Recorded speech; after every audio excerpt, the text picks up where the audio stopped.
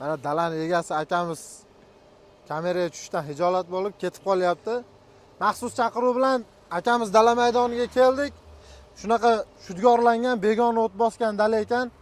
Jamshid aka, akamiz bizga shu o'tlarni yo'qotish bo'yicha maslahat so'radi. Qanaqa maslahat beramiz akamizga? Assalomu alaykum, bizning kuzatuvchilar, dehqonlar, fermerlar. Xo'p, fermer akamiz bilan telefonda gaplashganimizda ekin maydoni shudgorlangan ekin maydonimni begona o't bosyapti. Bu joyga makka jo'xori ekmoqchiman deyaptilar. O'shaning uchun begona o'tlardan tozalash kerak ekin maydoni deganlari uchun hozir ekin maydonini umumiy ko'rib chiqamiz. Dalan chetlariga qarab qo'yasiz, qalin o't bosgan. Undan tashqari mana o'zingiz ham ko'ryapsiz, shudgorlangan ekin maydoni ichida ham o'sha qalin o't boshlayapti. Bu maydonga oldingi yil bug'doy ekilgan. Undan tashqari hozir ko'rayotgan bo'lsangiz, mana Veronika begona o'ti turibdi. Gullab turibdi. Bu begona o'tlarni yo'qotish kerak deyaptilar.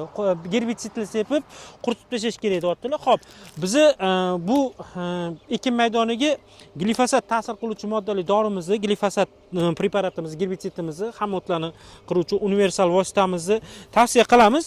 Bu glifosat preparatimiz bu suyuq ko'rinishi, montaj davomida o'sha parachok ko'rinishi 75% ligini ham qo'yib ketasiz.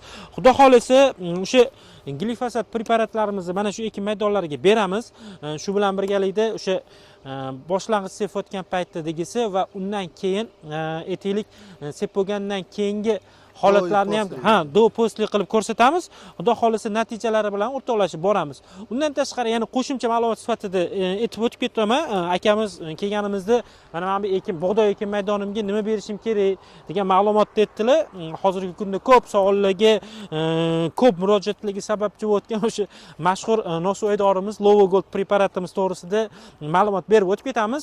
Xo'p, akamizga aytdik, mana shu ekin maydoniga, mana shu holatdagi ekin maydoniga, bug'doy ekin maydoniga 2 kilogramdan gektariga Lovo Gold preparatini va shu bilan birgalikda Gold PZN preparatimizni tavsiya etyapmiz.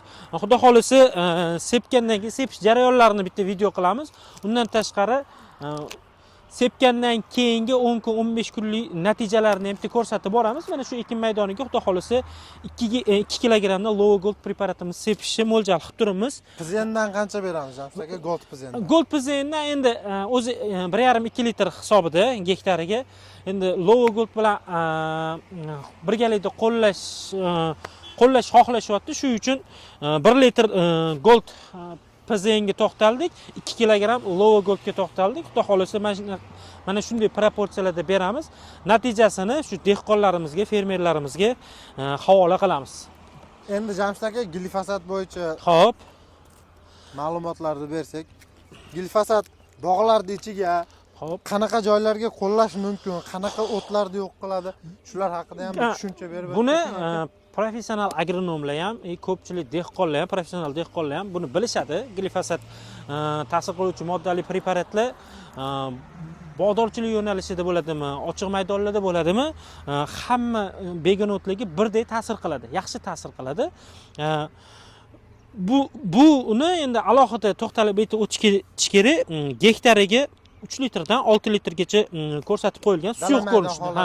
Dala maydoni holatiga qarab, begona o'tlarning ko'p kamligiga qarab turib, 50% lik suyuq ko'rinishidagi glifosatimizni 3 litrdan 6 litrgacha sarf me'yori bor. Mana ko'rsatib qo'yilgan. Mana shu sarf me'yorlarda sepiladi. Ana endi etiklik 75% lik parashok granula ko'rinishidagi glifosatimiz bo'lsa, 3 kilo gektariga ishlatish yaxshi samara beradi. Endi suvlarni ham proportsiyalarini tushuntirib o'tib ketaman. Gektariga etiklik sarf me'yori 300 litr suv miqdorida 3 kilogram 75% lik glifosat preparatimizni beramiz. Etiklik 50% lik suyuq glifosatimizni gektariga 300 litr suvga 3 litrdan 6 litr begona o'tda kam ko'pligiga qarab turib, baland pastligiga qarab turib tavsiya etiladi. Jamshid aka, bog'larda sepayotganda nimalarga ahamiyat berish kerak glifosat? Xo'p, bog'larga sepayotganda aynan misol uchun bog'i yoshiga qaraladi, daraxtlarning yoshiga qaraladi. Yosh daraxtlar bo'ladigan bo'lsa, bizning o'zimizning maxsus farsunkamiz bor, nasatkamiz bor. Ana o'shani taqib turib, o'sha sepadigan apparatlarni uchiga nasatkamizni, farsunkamizni taqib turib, o'rnatib turib, sepilsa daraxt daraxtga himoya qilib beradi. Undan tashqari, agar katta yoshdagi daraxtlar bo'ladigan bo'lsa, avaylab sekanstalik bilan unga sepish kerak bo'ladi. O'sha daraxtlarni o'zini avaylab sepib olsa, undan keyin masalan hamma joyga sepib olsa, ularda ham shu glifosat preparatimiz yaxshi samara beradi, gerbisidimiz. Kanalimizga obuna bo'linglar, kanalimizni qo'llab-quvvatlanglar, like bosinglar. Foydali ma'lumotlarimiz hali oldinda.